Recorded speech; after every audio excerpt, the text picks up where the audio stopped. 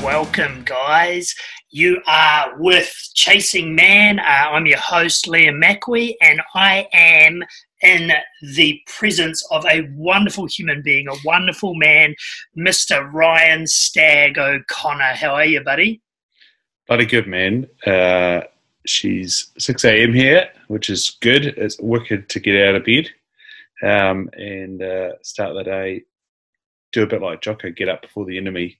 Except my enemy's not an enemy; it's my daughter. But Sort of an enemy. Although I did go, 3 rounds with her last night. She didn't want to go to sleep. Had a few scratches to the face and things, but hey, it's all good. Man. Right, I'll give everybody a little intro about how we know each other. So Ryan and myself met, I guess, about 3 years ago in the Gold Coast on an exogenous ketone conference. Would that sound about right? That's right, mate. And I think it's pretty much exactly 3 years ago. Yeah, and it's so hilarious because we're probably on total different journeys. Well, same, but different right now. Yeah. Like looking at you, I'll just give a wee intro to Ryan. On his Facebook, he says he's an experimenter, he's a tester, he's a biohacker, but watching this man progress in the last 3 years has just been an absolute pleasure. He is full on into his nutrition, whether it be keto or low carb or carnivore. He's into his neurosciences. He's a mad-ass hunter. He's an optometrist. He's an exercise freak who at the moment is playing with juggling and handstands. And then not only do you do all that, you have enough time to fit in your Wim Hof breathing, your ice bathing, and I just don't know how you get the time for life. Oh, and he's a dad. How do you do it, my man? I'd say that you can't believe everything that you see on Facebook because it's a highlights reel. But those things are definitely the aim. And when they're done, it's awesome to get them done. Being the dad part is probably highest priority as you possibly can. With my current situation being separated from my daughter's mum now, that's a little bit harder. But I guess that's the blessing of this COVID-19 thing. It's been a month not being able to be with her while New Zealand was in full extreme. I don't know, probably extreme is the wrong word. We were in isolated bubbles for the last 4 weeks, where it was basically the place you went to is the only place you were allowed to go unless you needed to go to the supermarket. For sure. And we're in different regions, so even as the level reduced and you were allowed to cross bubbles for the likes of parenting, I also probably did it a little bit hairy and crossed regions, but whilst doing that, crossed about 6 or 7 highway patrol police, and they weren't too interested. So yeah, and we consulted a few police officers, and they also sort of said, go for it. Well, that's awesome, mate. Yeah, it's been interesting times, buddy. Very, very interesting times, especially, being in New Zealand and myself and up here in Canada and being on lockdown and then watching you guys on lockdown. It's been 2 totally different stories, and I think the result is, yes, New Zealand. Yeah, well, at least New Zealand, not having any borders and, way down on the other end of the world, it seems to have gone pretty well. We have, yeah. And it might be a seasonality thing, we don't know, but and it's probably an isolation thing. But yeah, on the other stuff, most of it's all just aspiring goals, really. I suppose optometry would be my second thing. That's what, that's my job, that's my role. That was a sort of passion I had since I was 12, and I'm 31 now. So to be able to get up and go do that, which I can't do at the moment, is sort of the easy thing, not quite autopilot, but it's the thing that you plug into each day and you're getting it and doing it. But yeah, juggling, splits, handstands, I've been sort of dabbling with those for a long time, and it wasn't until 2 weekends ago that I sort of went and tapped into Keegan Smith, who was a commonality in that exogenous ketones business. He held an online intensive through COVID-19 and with Real Movement Project, and yeah, there's some really good tips that I've been missing out on, and I guess it goes to show that if you're just trying to get the outcome straight away and you don't build the foundations, that you miss out on a few steps, and you can be as headstrong and determined as you like, but if you're missing the steps, you got to keep making the mistakes. And it's funny how that shows up in every aspect of everybody's lives, right? Yeah, that's right. And that's where having a type A personality, where you look at something and you think you can do it, and you're willing to give it a go. And I'm definitely like that with hunting. It took me 10 years to sort of be, inverted commas, successful to manage to harvest an animal on public land. Whereas if I'd joined the Deerstalkers Club, or and I do have my reasons why I didn't do that. I was playing sport, and so it clashed all the time. But sure enough, 3 months into joining the Deerstalkers here in New Zealand, I managed to get an animal on the edge of public land, and then 2 months later, on public land, I was successful, and I've been successful again. So, just those little pointers that make a world of difference. And you're getting, it seems to be that you're getting loads of practice in now, right? Like you've got your bow and you're shooting regularly, and now you're on the farm out there eradicating the rabbits and whatnot. Yeah, again, trying. I think if we bring that all back to like masculinity, that has sort of been a journey for me over the last 3 years. Like the reason I started doing my podcast, like obviously you were my first guest, and we talked a little bit about swimming and development and the ketones and things, but the motivation for that was hearing Joe Rogan talk to Dan Doty about Everyman and the first 2 episodes, and going, oh, there's somebody that's started something up, and like many of us that have found Everyman, it's like, man, I'm missing a massive part of my life, a massive toolkit in my life. For sure. So maybe just elaborate more on that. So not only like have I connected in so many ways with Ryan, but he's actually the one that first got me into men's groups, which is with Everyman, and just revisited that myself recently again, which is now the reason why I'm doing what I'm doing. Ryan also did mention that I was the first guest on his podcast, and now, lo and behold, he is the first guest on my podcast for the second time. So, as I said earlier, journeys change, and I don't even know what I interviewed you on about a year ago, I think it was probably. But I guess, and this is something that I'm going to be working on in my men's group, and hopefully bring this up in some conversations, is sometimes we think we're into something or in a position where we want to do something in life, and it just turns out that it just doesn't align. The stars don't align.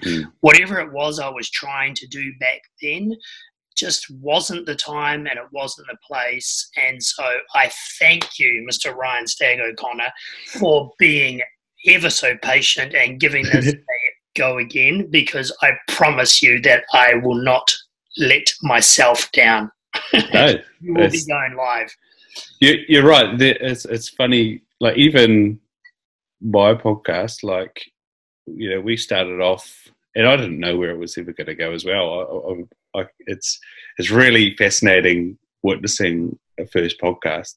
And I think the goal was to talk more about nutrition and things like that.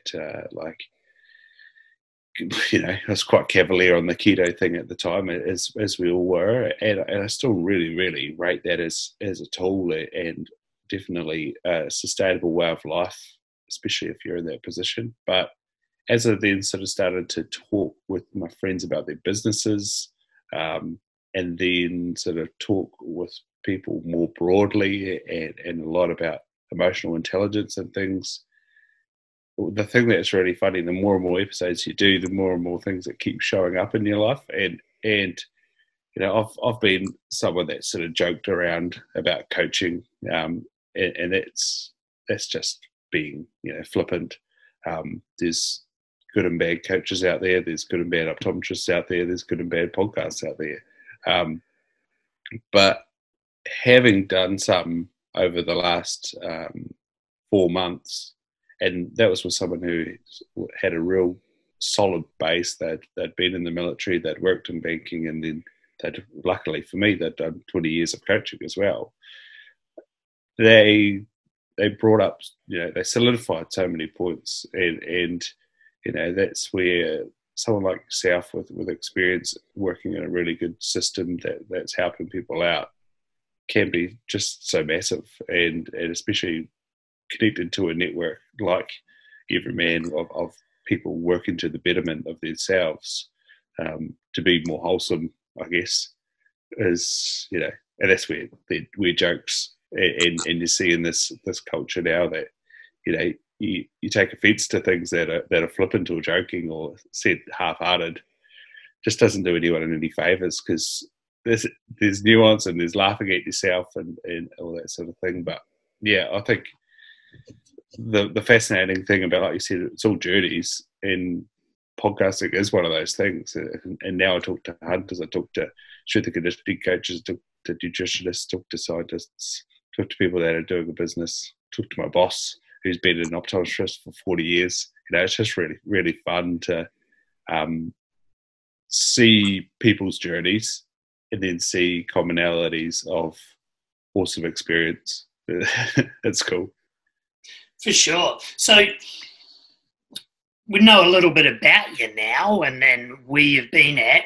I'm going to throw some sort of these things that I'm wanting to, I don't know, just get more men involved with and hear about from everybody's different points of view. So I guess my first question for you, dude, is like, what is the definition of masculinity for yourself, or what does being a man mean to Ryan O'Connor? For me, it's been like an energetic thing, and it's, again, my mate joked to me that the reason I had a daughter is because I'm intense in terms of male energy, or that end of the spectrum, and he reckons that all his mates that are intensely sort of that energy tend to have daughters. And there is actually a sort of scientific theory about it that that type of energy runs hot and it fries your male spirit. Again, I've studied reproduction, but not that far. But yeah, so and it's really fascinating with my daughter when she spends too much time around her mum and her nana and stuff. She starts to develop this really intense and almost aggressive energy, and then when we're together, we both have this really calmness going over. So sort of masculinity I sort of see as qualities of like steadiness, when there is a problem, not necessarily reacting, just going through what's true and what's right, and trying to come up with a way forward. There's definitely that aggressive side or can-do side, but there's also the problem-solving side. It's kind of like a strength thing, but it's an embodied thing, a thing that can sort of wrap up the energy that's in the room and maybe bring it down if needed be. I think that's a really good energy, but then on the same time, it's all yin and yang within it. You know, aggression can be both really good, especially if you're playing rugby or water polo. For sure. Or but setting boundaries with the daughter. Yeah, that's right. Yeah. Or it can be bad, and that's that one black dot within the white where aggression can, cut people's feelings. That can cause physical harm, and those are the downsides.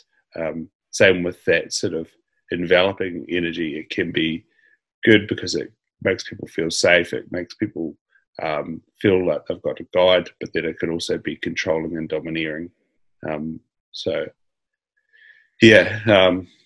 That's where I sit with masculinity, and it's trying to channel it all in the right way so that it is a positive, and like you say, is setting boundaries, and it's not cutting someone down. That's right. And I really liked your terminology of can do, right? Because a lot of times, even myself sometimes very reactive, and then the can do has totally missed its place in the time, right? All you've done is whatever the situation has been, and then it's over. Whereas a lot of the times, and the things that I'm trying to focus my energy on now is when that situation happens, taking that can-do approach and looking at it from an emotional standpoint, and then trying to work through it to, achieve the best outcome for all, not just for myself. Yeah, I don't know about you, but that's where I'm missing something. So I will try and receive negative energy, or if something's asked of me about how I'm feeling, my processing time on these things, and I suppose it comes with practice, but my processing time on these things is just too slow. So if it's a negative energy and I'm trying not to react, then because I'm taking time to turn over in my head what I should do or what I could do, then basically I end up doing nothing. But isn't that amazing? That's like, and there's nothing wrong with your approach. There's nothing wrong with my approach. It's just men being individual, and masculinity itself being individual concepts that like you just said it yourself, you're still working on, that uptake. You want it to be a little bit better, where I'm the total opposite. My uptake needs to just come down a little bit. The other one, perfect poster children for masculinity, mate. Masculinity's somewhere in the middle there. Yeah, I'm definitely not putting my hand up as a poster child, that's for sure. The other one is like, it's all very well to want to express yourself more and get away from good, bad, and all right, but and I guess part of that's communication is being able to say, hey, I just need a second to try. I'm basically like I'm in the library. I need to go and look up the dictionary and look up the thesaurus to figure out, the meaning, and then the root cause of that, and then where did that come from, and then now I can say what I feel opposed from good, bad, or all right. Yeah, like I said, it's totally fascinating, the different approaches and how we're just all so unique, right? And that's what I'm really trying to sort of discover, or just sort of like, educate people on, is that there is no real right way and there's no real wrong way, and people are where people are, but it doesn't mean that's where you have to be, right? Like this whole conversation for me, it's more than just masculinity. It's more about humanity and being the best optimized versions of ourselves. And it just turns out that I'm a man. So, like masculinity is one of the driving components around being a man.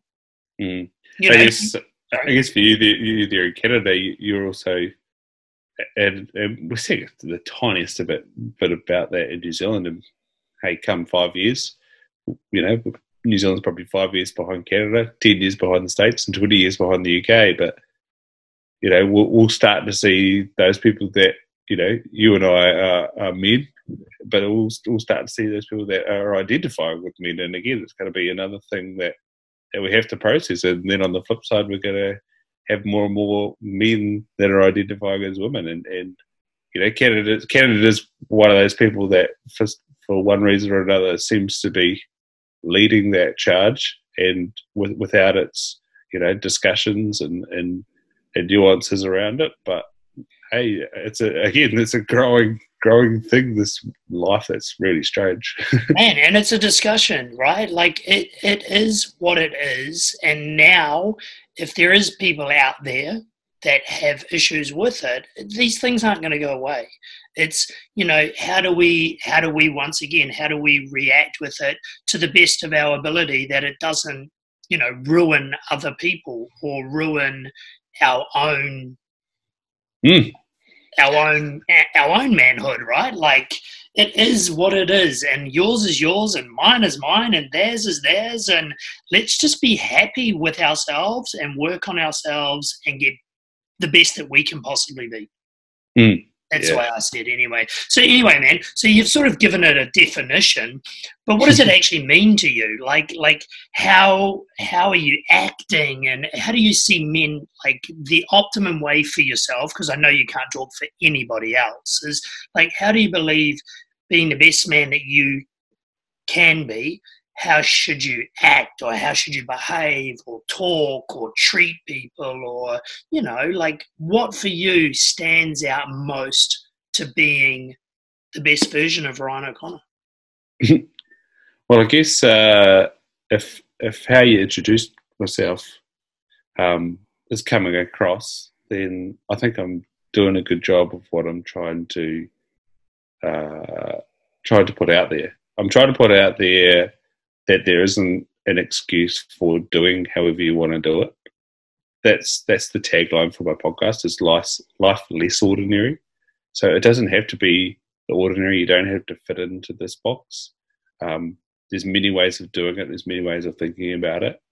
And when you've got examples of doing it, then that gives you permission to go ahead and do it. And so what does it mean to me? It means that quality of masculinity that I talked about, that being better all the time, even when you stuff up. Like all things that happen are opportunity for learning. Sometimes the kick in the teeth is the biggest learning, but also small wins are big learnings. Like I was saying before about the headstands and the juggling, sometimes it's the small steps, the small victories, the small things, the little bits of feedback that you're missing out on that help you to go forward. So, and another thing that I try and do, and it's sitting just here, is try and journal. So that's not always, but quite often I'm writing down as a affirmation that I'm open, and just to sort of remind myself to be open, to be cavalier and directional and steady on my journey, but also be open to input. And again, going back to the coaching, that was sort of the thing he was talking about. You know, you've got little things that bump you off your path, and the decision when you're bumped off your path is, do I travel this new path, or do I flick back and go back to my why, which, yeah, I've done lots of experience or been exposed to lots of sort of central helping things, and that Simon Sinek, what's your why thing was really important. I found it when I finished uni. I think my older brother had sent it to me. He'd had an existential crisis. He'd been through 2 jobs and was in his second job not really enjoying himself, and I guess that's the place where you find things. And you know, he shared that with me when I was finished uni. He probably gave a bit of foresight without, you know, two blokes from the bottom of New Zealand not really talking too much. But yeah, his way of showing love to me was, hey man, check out these videos. They really helped me when I was in that time period. So yeah, I think sharing that information with each other, just trying to up that level of communication with each other.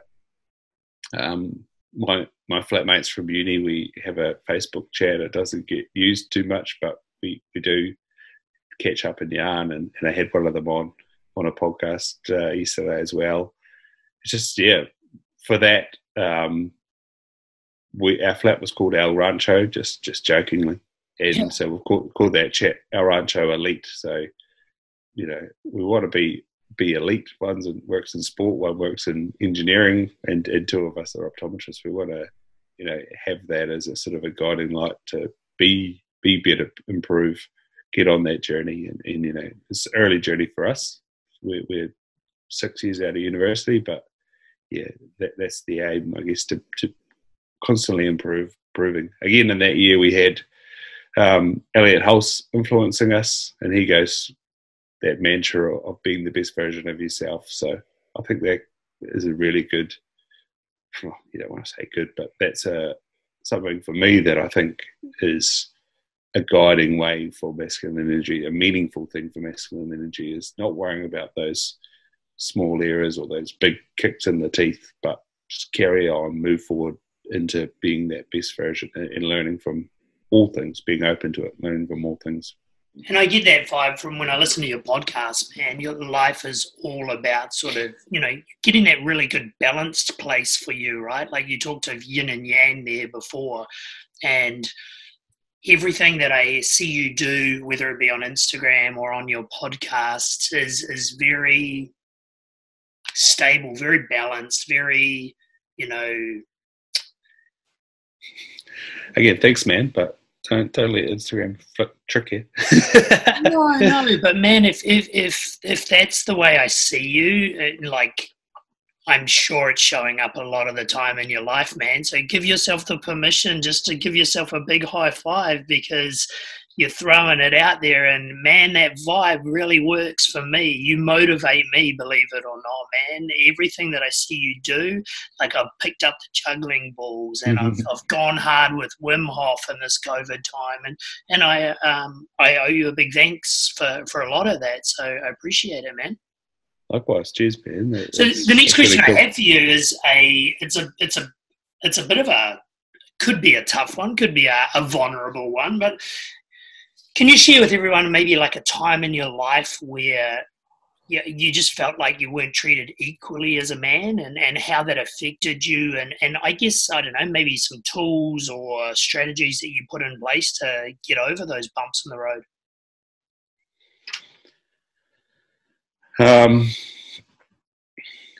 I think the thing for a long time that tripped me up, and it's probably pretty common for a lot of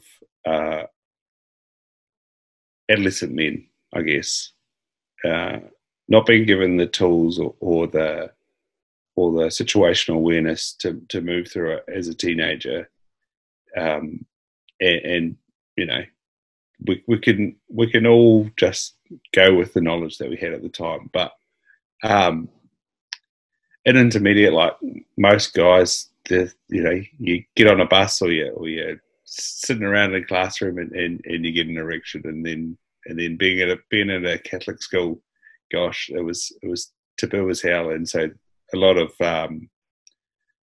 of name calling and finger pointing went on, and unfortunately we were in a classroom of like 20 people, so you know, you just get big shame going on that.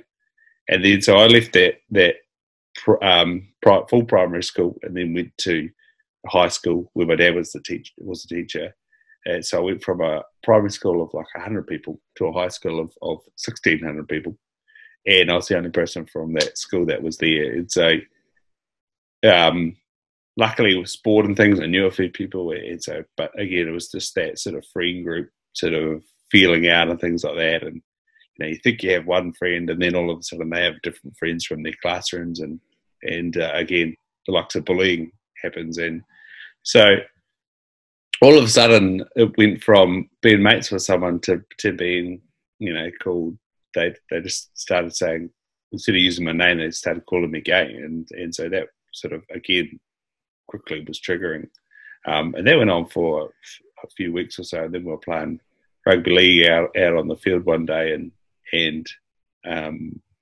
he tackled me and then said, "Ha, that gay." So I stood up and just socked him in the face. Again, it's that, you know, when's the energy the right thing, and when's it not? Thankfully for me, it stopped stopped that name calling, but it also, I think, meant that for the rest of my time in that high school, and probably well and truly through university until I went and did some psychotherapy, I was trying to prove myself all the time to this group of kids from when I was 13 years old. And so that really meant that I'd be really sensitive to when I wasn't picked out for stuff. I'd be really, really trying to prove to everyone that I wasn't gay, that I, had the hottest girlfriend that there was. And, that meant that I was really results focused and not actually trying to focus on the relationship. And so I ended up in some bad relationships and things. But then, luckily, I guess the university journey taking so long meant I was buffered from real life, I guess. And basically the only time that I sort of felt, and it's my own internal feeling and coming from that place, is with sports teams and not coming from the system. And it turned into rugby from soccer, but not coming from the system where you went to the right school, you played in this first 15, and therefore you're in this academy, and then you get selected. Which New Zealand being a rugby orientated country, that's pretty much your path forward. That was the only time that I sort of felt hard done by or not given a chance by guys. And then, so I count myself lucky that was sort of an experience for 15 years of adolescence and young malehood. To then, when I became into the professional realm, I've been really, really lucky to be surrounded by good employers. One, maybe their focus was on growth as a business, and I think that was across the board. Their first 2 years of being a growing business, they did end up having a large turnover of people, and so I wasn't alone in feeling sort of isolated out of that and lacking a mentor and things like that. But yeah, that's possibly the only time where the business did take on that masculine trait of being bigger, being greater, and it forgot about their people. It didn't envelop and create stability around the people, and then that for them it did result in a number of people that have been with the business a long time, and even myself who have been there a short time, moving on. So it's very common, though. It's very common, unfortunately. Yeah, so I've been really lucky. There's been no real, horrific moments of that bad energy, and that's a real nothing story, and unfortunately, and like you say, it's a common story. Yeah, but I mean, that stuff that happened to you in your adolescence, your teenage years, man. That's the stuff, like you said, that stayed with you for 15 years. For you to create the tools to be able to, I don't know, give yourself permission to move past it, or stop telling yourself the stories and just get on with what's happening right there in front of you without, feeling the judgment. And a lot of the times I find working with men is that judgment it's not even a thing. It's a story that we've created ourselves for your sake, 15 years moving forward. You created the story that I have to do this, I have to do that, I have to do this, based off that year, or that even that one situation. Sometimes that trauma affects us so negatively that we take it forward for years and years and years and years. But like you said, there's no one really giving you the mentorship or the tools to be able to move through that area. Yeah, and I don't necessarily want to put it in the negative basket, because holy heck, it was pretty awesome motivation, but it's like one of those things that doesn't serve you anymore.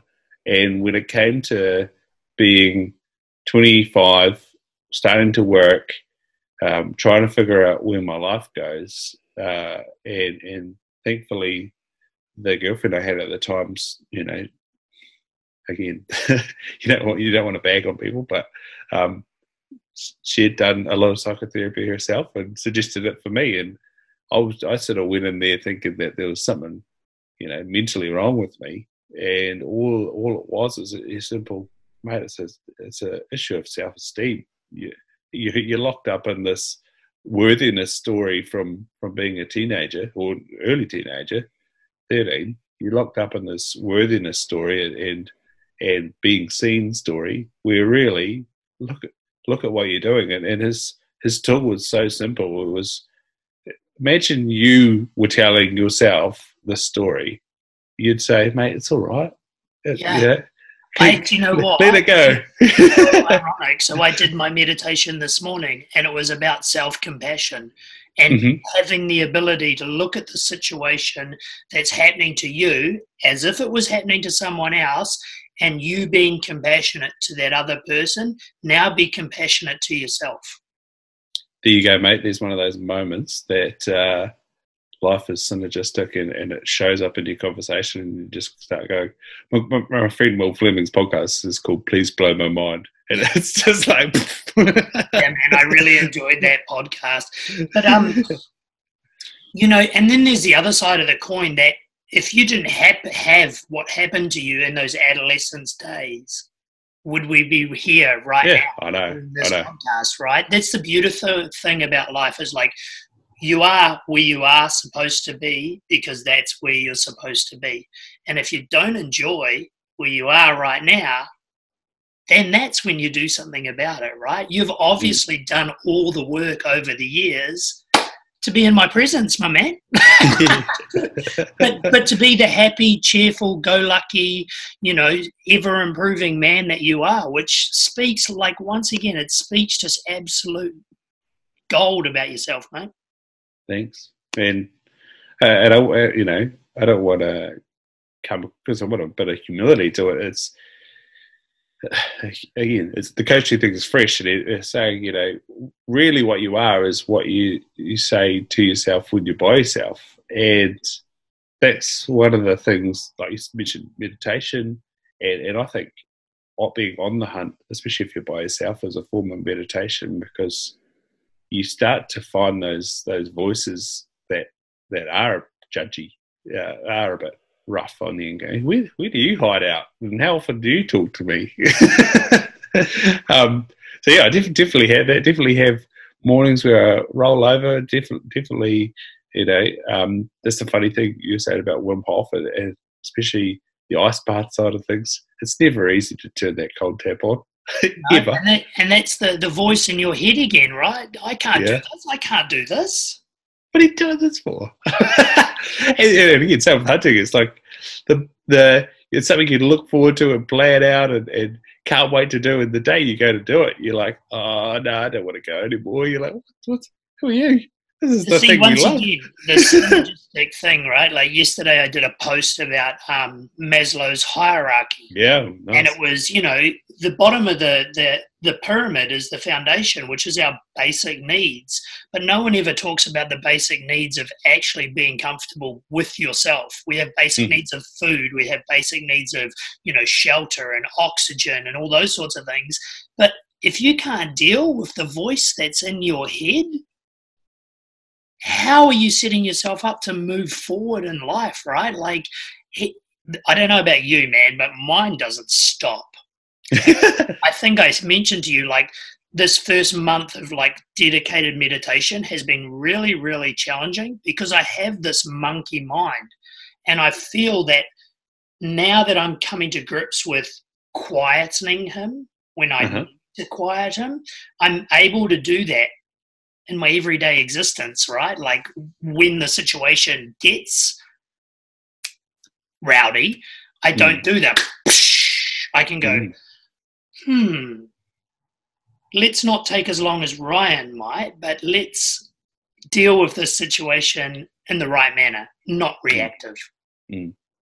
Hey, dude, I don't want to hold you up much more because I know you have some really special quality time with your little girl at the moment. So one last question before you head off and enjoy your day back down under. For all the guys that are listening, man, if you could suggest one area in your life that you have found to be like just humongous, like the one thing in your life that you constantly feel that is pushing you in the right direction for growth.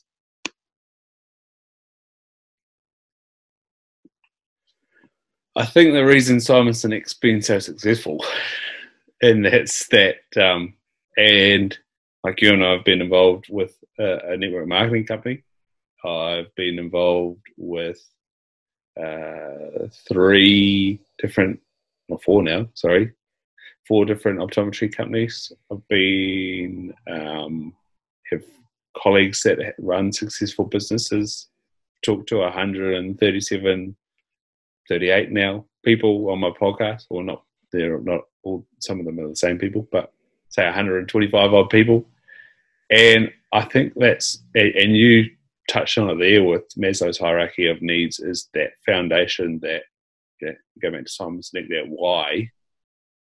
It's always the thing that comes up when you hear someone's success story. They might not necessarily come at it from the Simon Sinek direction. And there's the difference between the why that's written down and the why, the why that's on the board, and somebody's business vision. And then there's the why of the person that gazes up to the sky and starts waxing lyrically. The tone of their voice goes right down into their diaphragm, and they speak with gusto and belief in what they're doing. I think that's really been the key tool for me. And like I said, thankful to my older brother that sent me those videos to figure that out. One of the videos was, find out when someone asks you, hey, what do you do? And I hate that question, is come up with the why to respond with, and then also Simon Sinek's work. And so, as I said, with my diary, it's something that I don't always do, but in the front of it does have that, and it's give people the opportunity to see the world to the best of their ability, improve people's lives. So having a guiding light, having the thing that when you want to roll over, you can tell yourself, it's just a small trigger. And what's her name that does the just count to 5? Mel Brooks? No, Mel Robbins. Robbins, yeah. It doesn't have to be. Hers is super simple, count to 5. But your purpose, your why, is gets you out of a lot of muck. What are your thoughts? Because this is something that I have thought about recently, because I remember when I went to, we went through the ketone business, and they were always focused on your why. I find revisiting your why often is very beneficial as well, because my why now is not my why from 3 years ago, and my why today is probably, well, maybe it's different now that I have a son. But, that's a big part of my why. But, I think it's the layer of the onions concept, right? Like, I'm not the person I was when I'm 30. I'm not the person I was when I was 35. I'm not the person that I was 39. And believe it or not, I'm not the person I was yesterday. So, I agree, man. Yeah, and that's why I write it in the front of my diary, because you run out of pages. And so you've got to revisit it. It's a good tool, and then I do actually go to the front of the diary every now and again and have a look at it and go, yeah, how does that sit? How does that feel? And that's where, when I originally wrote it, it was very optometry focused. Those are some words, aren't they? Yeah. But yeah, now that see the world to the best of their ability is not necessarily about optometry anymore, is it? It can be in a range of ways, and we live in this world now with a range of medias, and like there's a TV here, but it's only really on now when you want it to be. I'm sure there's plenty of people that come home, sit down, and plug in, but with the medias that are out there, you can choose to expose yourself, and I guess that's one of the things that coming from that why is I'm trying to give people a way to see things to the best of their ability, and that's the cool thing about our life. We all, get our inputs, and that shapes our life. Go back to Elliot Hulse. What are we brainwashing ourselves with it? It's cool. Dude, I thank you so much for being on board. I thank you so much for being my first podcast for the second time. And last thing before you get out of here, man, where do people find you? I just want people to go and experience more of Ryan O'Connor. So please tell us about your podcast, your social medias, all of that. Cheers, brother. So on Instagram, I'm in two places, at the STAG Raw, mostly about the podcast, and more sort of my personal stuff, a bit more hunting and tramping and hiking and that sort of thing. My family is on at Stag Ryan. I am on Twitter sometimes. That's at Stag Ryan. The Facebook page, I'm not quite sure how it works anymore, because I think I researched it. It's still under Waikato. Yeah, so that'll be how you sort of go directly to it, at Waikato with a 0, but it's the Stag Raw is the title of that page. So I don't know. There's something in the metrics of how Facebook works that you can't change both, but that's cool. Facebook, YouTube, Twitter. Yeah, and the podcast is on YouTube as well. The podcast is across 13 platforms, most of the common places, Spotify included, and that's called the Stag Raw. The YouTube page, Ryan O'Connor. There's some funny stuff in there from when I do rugby roundups of my rugby games. They're buried in there. Nice. And I was looking at it yesterday, and I was looking at it yesterday, and for some reason my French powerlifting ratio video is had a big spike. Nice. Well, I'm going to drop everything in the links below, guys. I highly recommend going to check out Ryan's podcasts, because I've said it maybe 2 or 3 times already, but dude, you motivate me to be a better human being. So once again, thank you for being here, and go and enjoy your day with your lovely daughter.